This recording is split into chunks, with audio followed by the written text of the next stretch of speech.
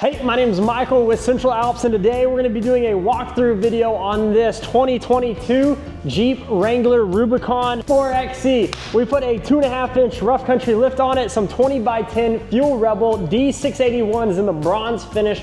They are honestly some of my favorite wheels. When Fuel came out with them, I had the first 2 sets in America, put them on a girl named Amber's Jeep, shipped it down to Houston, always loved it. And then a set of 35 1250 R20 Radar Renegade RT tires. This is a great entry level RT tire if you're looking for a little bit more aggressive of a tire for your Jeep.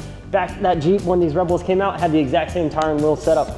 With that being said, if you want to know any tips and tricks on how to install lift on your Jeep, specifically this Jeep, go watch the tips and tricks video. If you want to know what we needed to do to make this tire and wheel setup fit, go watch the Will It Fit video and I will explain everything we did or did not need to do in order to make it fit.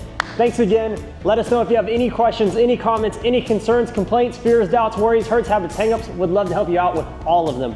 Even if you want to talk about Jesus, praise God. Give us a call, 833-268-2577.